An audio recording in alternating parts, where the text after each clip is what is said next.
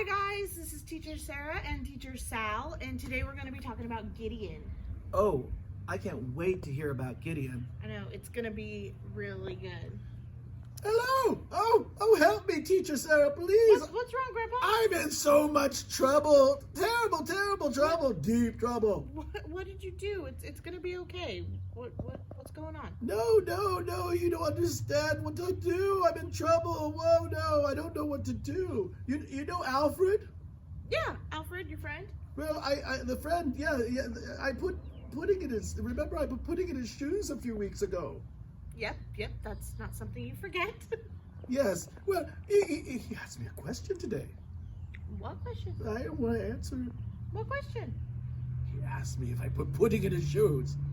Well, you did, didn't you? Well, yes, but he doesn't know that. I can't tell him the truth. Well, of course you can. You can't lie to him. Oh, yes, I sure can. It only makes sense for me to lie. If I tell him the truth, then he will get mad at me. Well, yeah, he might get mad, but that's a chance you gotta take. You can't. God says we have to be honest. We have to tell the truth.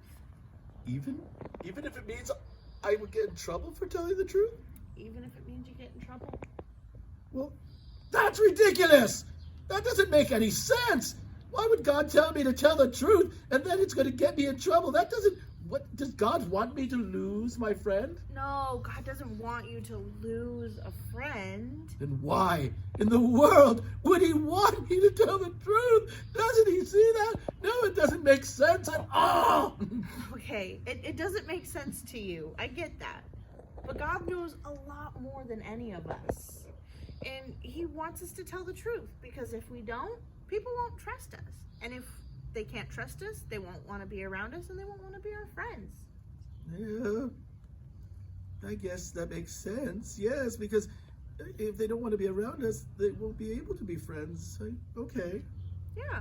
So even though it might not make sense now, obeying God and telling the truth is always the way to go.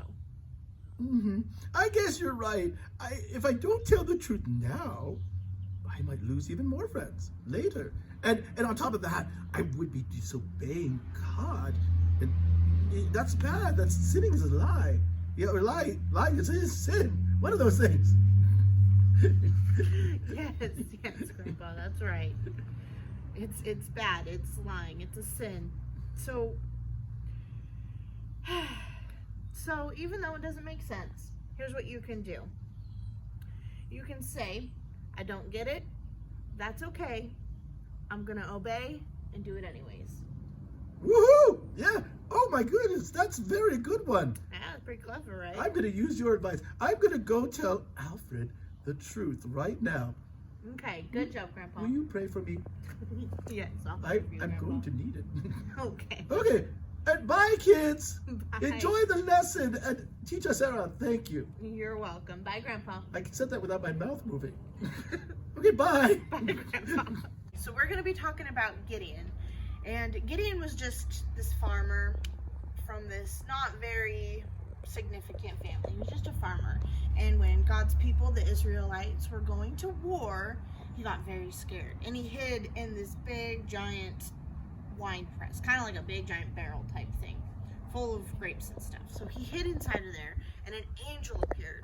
And he said, don't worry, Gideon, it's going to be okay, because you are a mighty warrior, and God is going to use you to lead his army. I bet he's thinking, I'm not a mighty warrior. Yeah, he thought that was crazy. No. He thought that was totally crazy. The angel got the wrong person. But he said, you are going to go and you're going to save Israel. And, you know, you're just going to do it. God's going to be with you. You're going to do it. And eventually he says, okay. Yeah. And he goes But he's thinking it makes no sense. No, it makes no sense, but okay, he's going to do it. So he goes out and he gets this big army of men. And he's like, okay, I've got an army. That's good. I've got enough people. But he's going to need a lot of people. Yeah. And God said, that's too many people. So once again, Gideon was like, what is going on? They can't have too many people. Yeah, we're going into battle here. You need all the people you can get, right? No, you have too many people. So he said, go tell the people whoever wants to go home can go home. So he does. Okay. And a lot of people people left. He went from Like 30,000 men, right? yeah, from 30,000 to like 10,000. Yeah. Yeah, to 10,000. Or yeah, 22,000 of them go home. So then God says, "Okay, go take them to go get some water." Okay, all right, give them some water. That's good. They go down and they go to this stream, and he says, "Okay, everybody have a drink."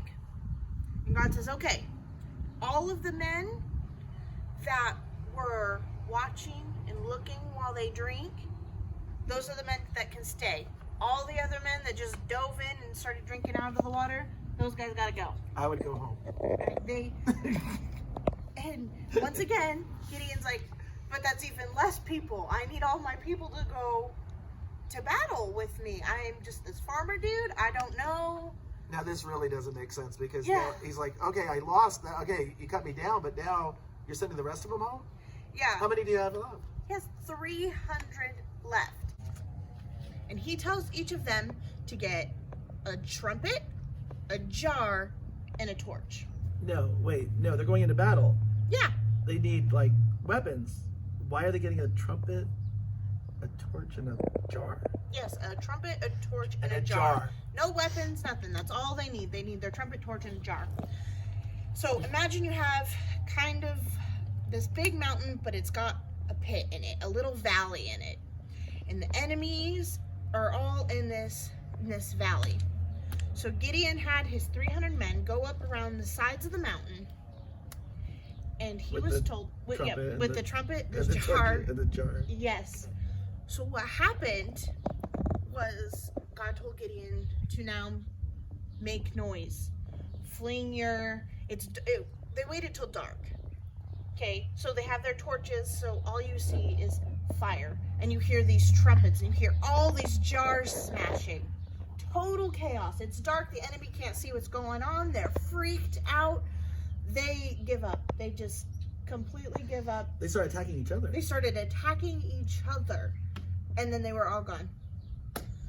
So, even though that made zero sense, you're going into battle. You lost most of your men. You know, you've got this small little army against this big army. You don't have any weapons. It doesn't make sense, but it all worked out because Gideon, even though he was a farmer and he was scared, he said, "That's okay. I'm gonna obey anyways." We have to trust in God because God knows better than we do. He does. And by telling Gideon that you don't need 30,000 men and giving him the victory, it gives glory to God because it shows that God is on our side. Yeah. Our enemies can be big, but God is so bigger. He's so much bigger. It doesn't have to make sense. God made the world. He knows the future. He knows everything. He's in charge of everything. So we have to trust in God. So when God came to Gideon and he told him to get an army together, he's like, first thing, I'm from the weakest family, and of that family, I'm probably the weakest one of all. Are you sure you're using me? Are you sure you're right? And we kind of doubt that we're the ones that we can do this, but we forget that God's with us. We're not doing it alone. No, you're not doing it alone. God is with you, and God can do whatever He wants to do. So, And I guess the enemy is like scary sometimes. well, yeah, it can be scary. I wouldn't want to go up against a big giant army with a trumpet and a torch and a jar. So if I think the enemy is big, then what does God think? God's bigger. He's bigger. And if I think to myself, well, wait a minute, like the jars, I would be like, that doesn't make sense. So if I think what God's asking me and directing me doesn't make sense, what does God say? God said, "I am God." He's like, "I am." He's all powerful. He knows everything. He can do whatever He wants. He's totally in charge. You're never alone. You're never by yourself. God is God. He's bigger, he's better, he's God. So he's bigger than our problems, Mhm. he's bigger than our enemies, anything we come across. Absolutely. That's a great lesson. Isn't it? Yeah. Hey, Grandpa, do you want to come in now? Hey, hello. Hi, Grandpa. Teacher said I was listening to that. That's an Oh, excellent. good. That's a great lesson. Is it a great lesson? Well, yes, because it helped me with Alfred and stuff, and the lying and trusting God, and when I worry about things being big problems, I understand that God's with me. He is with you. So did you tell Alfred? Yes. Was he mad at you? Well, he laughed. Actually, I was worried about nothing. He knows. First thing, I apologized, and then he really liked it that I was honest, and he figured that, wow, that's a true friend. See, isn't that so cool? You were right. I was right. God was right. God is always right. Why did I not think that? Oh no, it didn't make sense. No, it doesn't make sense. But God's right. And if we listen to God, it's all going to work out because God's bigger and better than any of our problems. Is that the big idea? It is the big idea. So next time you aren't sure if you want to tell the truth or not, what do you think you're going to say about it? Well, I'll say I don't get it, but that's okay because I'm going to obey anyway. There you go. You Yes. got it. Sometimes my parents used to tell me things I didn't understand why, but God placed my parents there to look over me and to care for me. So I should listen to them and I should say, that's okay. I will obey anyway. That's right. That's right. So kids, while you're at home, stuck at home, listen to your parents. It might not make sense, everything that they say, but they're listening to God and God knows. God's bigger, God's better. So do you want to answer a couple questions? Oh, sure. I would love to.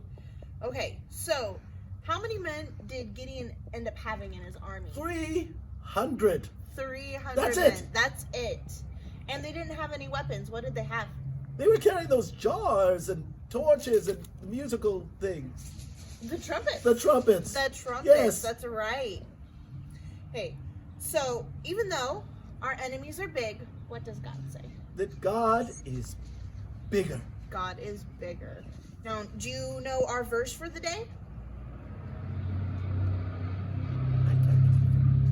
I have long-term loss of short-term memory. Wait, no. It was short-term loss of... Oh, I can't remember. The doctor told me to take something, but I keep forgetting. Can you help me? Okay, how about I tell you what the verse is? Okay. Okay. All right, so it's 1 Peter 1 Peter 1:14. 1:14. Yes, 1 Peter 1 Peter 1:14. Obey God because you are his children. Obey God because you are his children. I'm his child too. You are his Even child. though I'm old. You are We're still all his God's child. children. Yes, we are. 1 Peter 1 Peter 1:14. 1:14. Good job, Grandpa. All right, guys, thanks for watching. This is Grandpa. I'm Teacher Sarah, and this is Teacher Sal, and we'll see you next time. Bye.